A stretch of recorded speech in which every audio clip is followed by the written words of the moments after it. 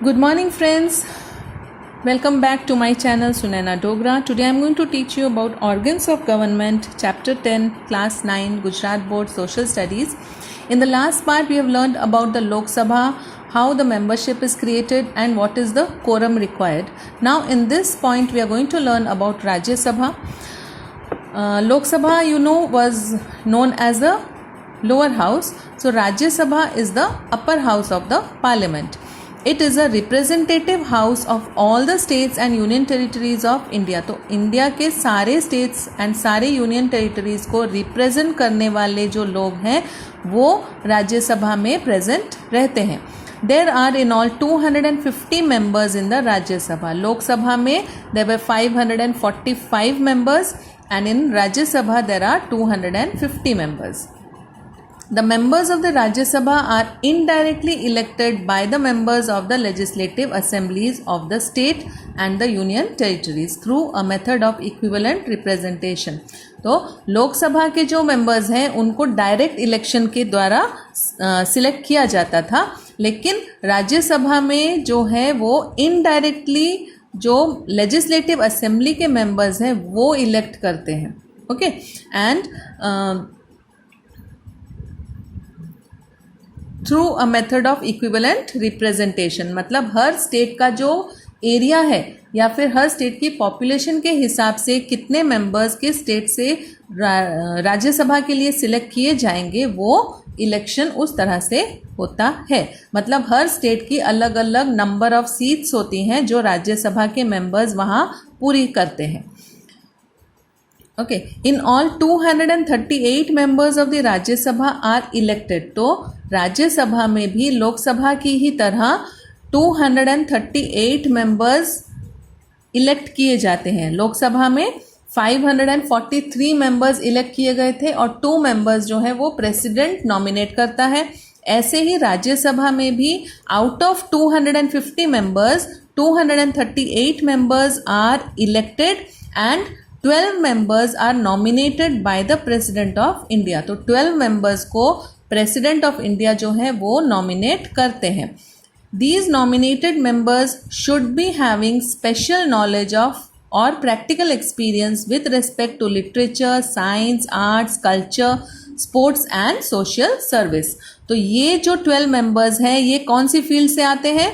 ये जो लिटरेचर यानी कि कोई राइटर्स, कोई ऑथर्स, देन साइंस के कोई साइंटिस्ट, फिर आर्ट्स मतलब डांस, ड्रामा, सिंगिंग, फिर कल्चर, फिर स्पोर्ट्स और सोशल सर्विस. इन सारे कार्य क्षेत्र जो हैं इसमें हम किस तरह की डेवलपमेंट्स कर सकते हैं, क्या चेंजेस ला सकते हैं, उनको रिप्रेजेंट करने वाले लोग जो हैं मतलब उस फील्ड में बहुत अच्छा प्रदर्शन करने वाले लोगों को राज्यसभा का मेंबर बनाया जाता है.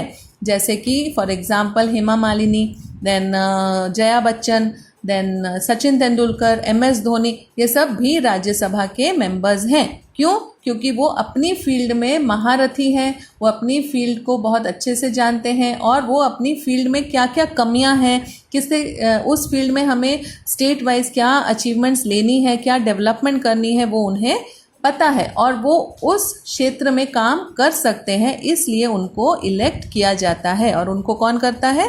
President.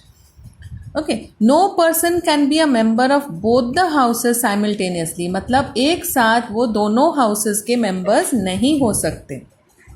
Okay, now we come to the qualifications required to become a member of the Rajya Sabha. To be qualified as a candidate and to be elected as a member of the Rajya Sabha, he or she must be a citizen of India. तो ये एक common जो qualification है कि India का रहने वाला citizen है तो ही वो लोकसभा और राज्यसभा का मेंबर हो सकता है. ही और she should be 30 years of age. तो लोकसभा में जो है 25 years मिनिमम थी, लेकिन राज्यसभा में आपको मेंबर बनना है तो आपको एटलीस्ट 30 years कंप्लीट करने पड़ेंगे. देन ही और she must not of unsound mind, insolvent और क्रिमिनल. तो लोकसभा की ही तरह जो राज्यसभा में मेंबर बनना चाहते हैं वो जो है वो मेंटली उनका स्टेटस सही होना चाहिए, वो क्रिमिनल नहीं होने चाहिए, वो सोशल जो उनकी सोसाइटी है उसमें उनका बुरा नाम नहीं होना चाहिए, तो ही वो राज्यसभा में मेंबर बन सकते हैं। He or she should not be a government employee, तो लोकसभा की ही तरह सेम क्वालिफिकेशंस हैं, तो उन्हें भी कोई गवर्नमेंट में वो कोई जॉब कर रहे हो तो वो राज्यसभा के मेंबर नहीं बन सकते। Rajya Sabha is the permanent house, it can not be dissolve, तो लोकसभा जो है उसको प्रेसिडेंट डिसॉल्व कर सकते हैं, लेकिन Rajya Sabha is a permanent house. But 1/3 of its members retire every 2 years and the same number of members are elected। मतलब यहाँ पर कहने का क्या है कि जो राज्यसभा के मेंबर्स हैं वो रिटायरमेंट की एज, जो उनकी रिटायरमेंट की एज है वहाँ तक वो नौकरी उसमें कर सकते हैं, वो राज्यसभा के मेंबर रह सकते हैं। लेकिन अगर वो रिटायर हो जाते हैं, मान लो कि जो 250 मेंबर्स हैं उसमें से जो इस साल 58 या 60 की एज पर रिटायर होते हैं, तो इस एज पर पहुंच गए हैं, तो मान लो कि 5 मेंबर्स, तो फिर 5 मेंबर्स को नया सिलेक्ट किया जाता है। Okay, so it can not be totally dissolve कि पूरे के पूरे मेंबर्स एक साथ खत्म हो गए और एक साथ उनको री इलेक्ट किया गया। जैसे लोकसभा में क्या होता है, 5 इयर्स के लिए वो मेंबर्स जो हैं लोकसभा में ओनली फॉर 5 इयर्स रह सकते हैं। 5 इयर्स के बाद टोटली जो 545 मेंबर्स हैं न्यू मेंबर्स आते हैं। लेकिन राज्यसभा में ऐसा नहीं है, राज्यसभा में जितने मेंबर्स रिटायर होते हैं उतने ही न्यू मेंबर्स को इलेक्शन किया जाता है। Thus, the tenure of the member of the Rajya Sabha is of 6 years. However, the members are eligible for re-election and re-nomination. तो जो राज्यसभा में मेंबर्स हैं उनको हम री-नॉमिनेट कर सकते हैं।